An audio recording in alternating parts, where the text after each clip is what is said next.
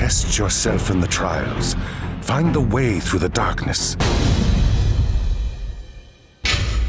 Destiny offers a wide variety of experiences which cater to both PvP and PvE enjoyers. I don't typically play PvP in Destiny as it can become quite aggravating with the different OP weapons or tryhards you have to verse. Don't get me even started with the crouch spammers. However, when I do play, it's typically because there's some new broken gun you can get from Trials of Osiris and my friends are willing to carry me to it. Trials of Osiris is a mode that many Destiny players have a love-hate relationship with. This is an event sewn into the minds of Destiny history where the strongest of players can seek glory through obtaining flawless cards and amazing adept weapons. Much has changed in this mode since its arrival all the way back in Destiny 1, and without Trials, the PvP community in Destiny would likely be almost non-existent, at least the competitive community. In this video, I'm going to embark on a journey through time unraveling the origins and triumphs of this competitive PvP experience in Destiny. Don't forget to leave a like on the video, subscribe to the channel if you enjoy this video. We also have a Twitch channel in the link below. Let's get started. Trials of Osiris first appeared in the House of Wolves expansion back in 2015. Now remember, this was back when the average player wasn't really that great, whereas today you go against a lot more harder players than what you would have seen back then. Bungie revealed in their studio reveal that this mode was meant to be an intense and competitive mode in PvP.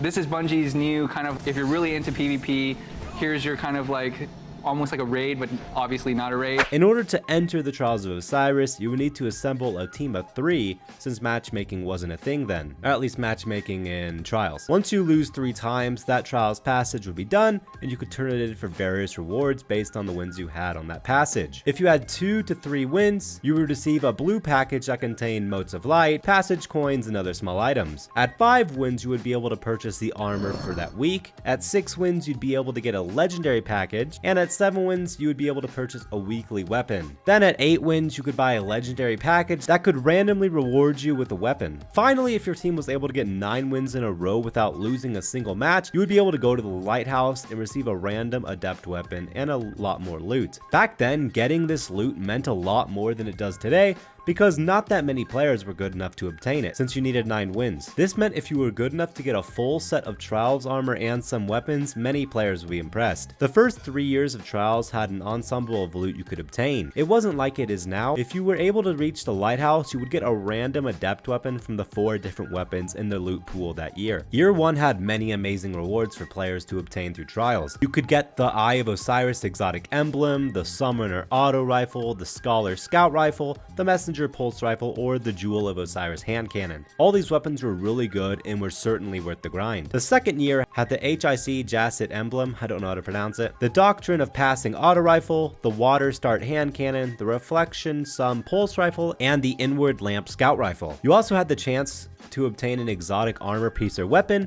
which was harder to obtain back in Destiny 1, so it was actually really good. The third year of Trials had yet another set of amazing loot you could obtain. It had the Solar Labor emblem, which was really awesome, the Blind Perdition pulse rifle, the Burning Eye scout rifle, the Exile Student hand cannon, and the Vision Stone auto rifle. The final Trials weekend in Destiny 1 was in the week of 2017. This was a month before Destiny 2 launched, and Trials wouldn't come back until 2020.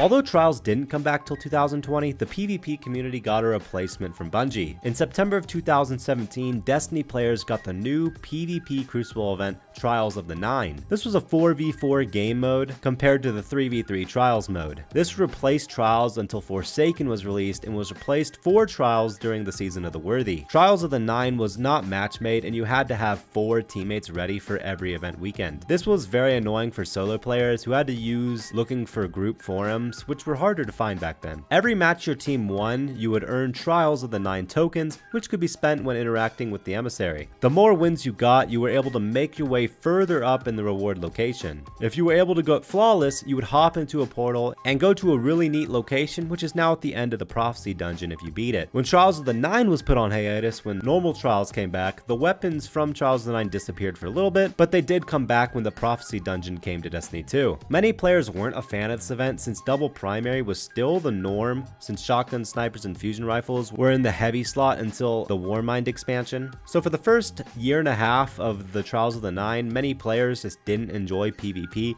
because of this whole double primary thing that Destiny had. The mode also wasn't the elimination that everyone expects from Trials, and it had the two modes survival and countdown, which were less interesting than Trials elimination game mode. Many players have been asking for Trials to come back for years, and finally during the season of the Worthy and Forsaken, Trials was eventually brought back. Welcome to the Trials of Saint 14.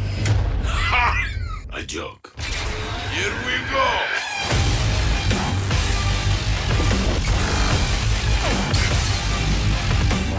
You crushed them. They will not forget this fight. Welcome to the Lighthouse Guardian.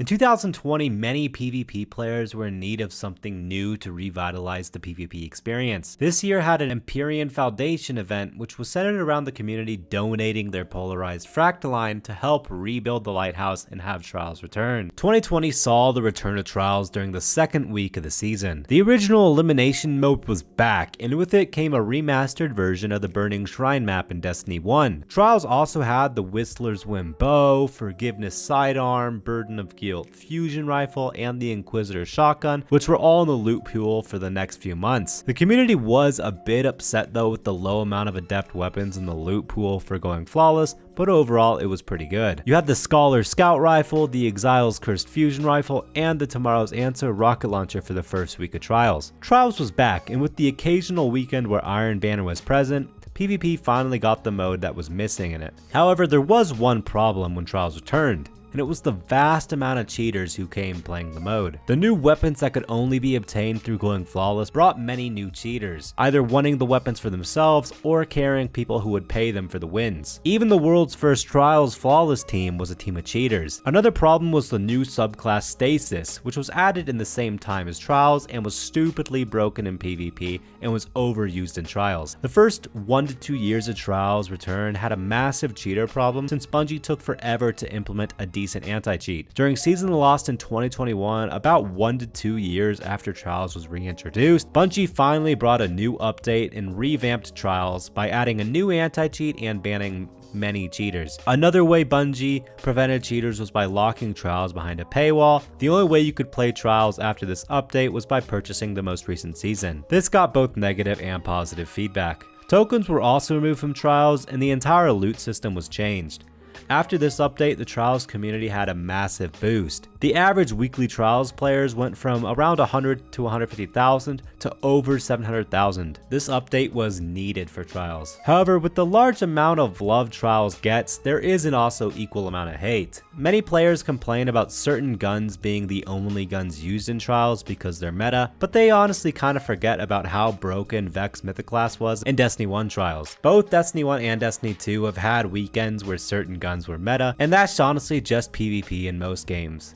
Another large complaint about current Trials is that the rewards aren't that great unless you go flawless, which although Trials requires only 7 wins in Destiny 2 compared to the 9 in Destiny 1, the players are much better now, and it can sometimes make it difficult to go flawless. There are also many carry services and Zim users that can make it difficult to go flawless in today's current PvP experience. Destiny has tried to counter this by adding solo-only Trials modes or Flawless Pool, but recently Flawless Pool was removed as many hardcore players found it to be far too annoying, and the replayability of Trials suffered massively on days with Flawless Pool active. Whether you love it or hate it, you can't argue with the impact Trials has had on the PvP experience in Destiny. Trials of Osiris undoubtedly has helped keep the PvP community alive during one of the longest PvP droughts we've had in a long time. It'll have to continue to keep the PvP community alive as new Crucible and overall player vs player content is still a long way out. Destiny PvP has suffered ever since the team was pulled from Destiny to work on Bungie's new game Marathon. Hopefully with the new update, Trials will no longer be the only thing keeping PvP alive, and Destiny players can finally have a reason to play normal PvP. And that's Trials of Osiris, a both loved and hated game mode which has had its ups and downs throughout the years. I hope you guys enjoyed the video. video. Don't forget to leave a like and subscribe to the channel if you want to help support us. We also have a Twitch channel my twin brother and I will be going live on soon, so if you want to support us there, the link will be in the description. Thank you guys so much for watching today's video. Hope to see you guys in future videos. Have a wonderful day.